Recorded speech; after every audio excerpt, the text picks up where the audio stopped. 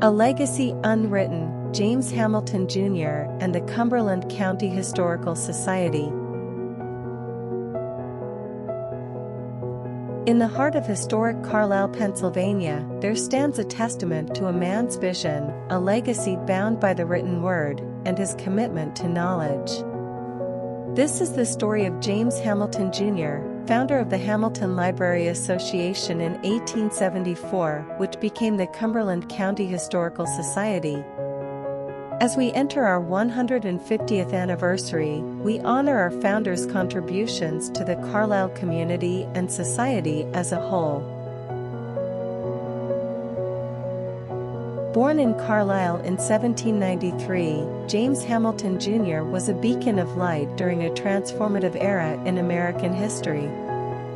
His father, a respected judge, laid the foundation for James Jr.'s education, acquiring a vast library in their lavish three-story home.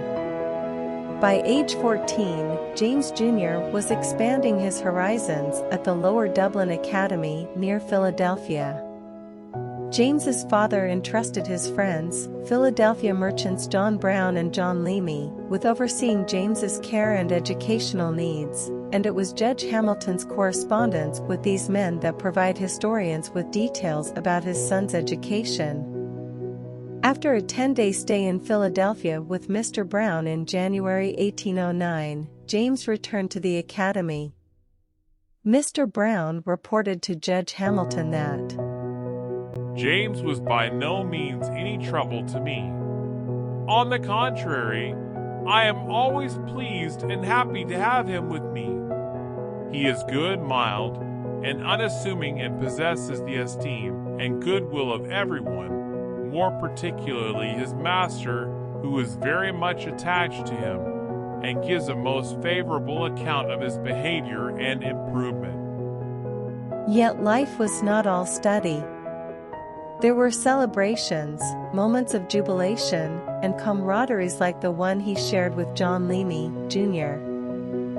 Philadelphia was more than a school.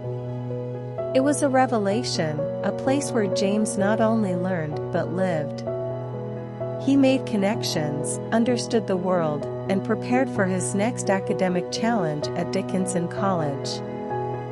Education was paramount, but youthful exuberance occasionally took precedence, and it did not go down well with their fathers. Mr. Leamy wrote to Judge Hamilton, "My son informs me that the students had a frolic on the 4th of July, that they all dined together out of town, drank wine and punch, and marched through the town with music."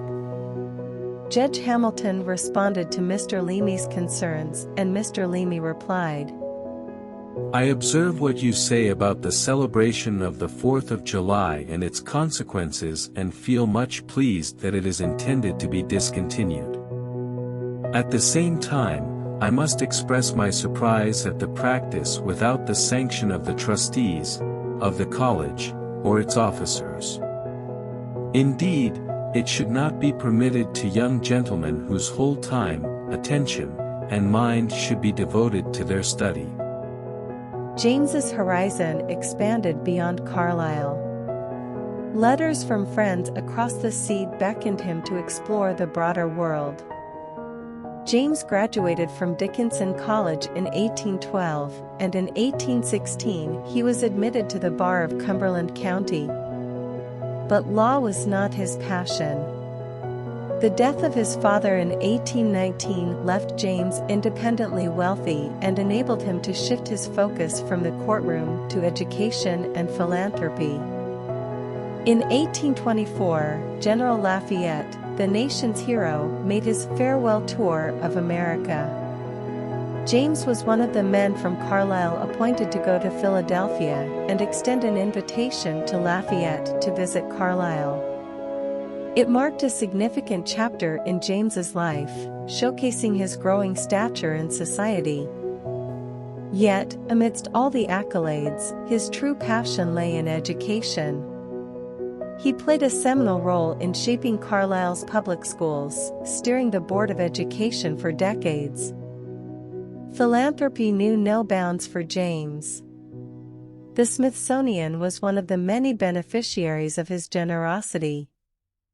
Hamilton's bequest to the Smithsonian specified that the interest on his $1,000 gift was to be appropriated biennially by the secretaries either in money or a medal, for such contribution, paper, or lecture on any scientific or useful subject as said secretaries may approve.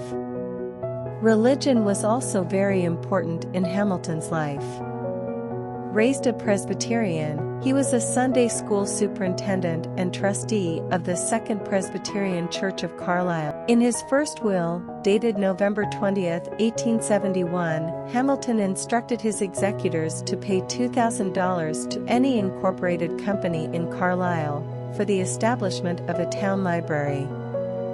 To that end he directed that 60 feet square off the corner of lot number 85 in the plot of said town of Carlisle, at the intersection of Pitt Street and Dickinson Alley, being the northwest corner of my garden, be given for a suitable building to be erected.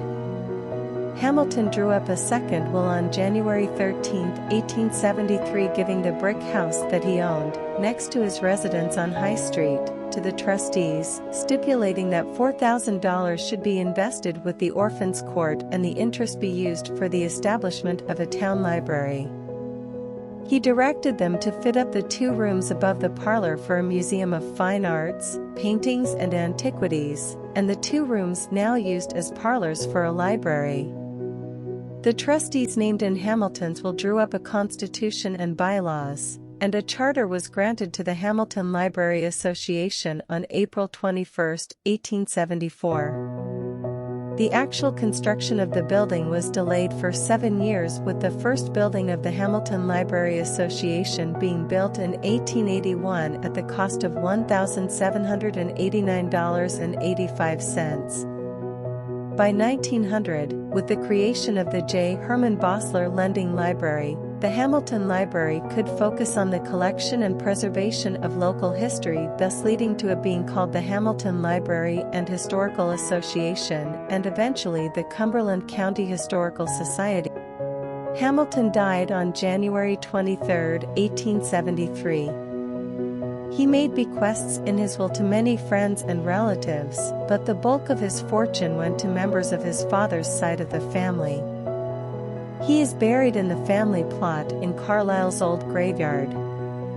From the young scholar in Carlisle to the visionary behind the Cumberland County Historical Society, James Hamilton, Jr.'s legacy is etched in every letter, every book, and the very fabric of the society. As we approach its 150th anniversary in 2024, we celebrate a life lived for knowledge and community,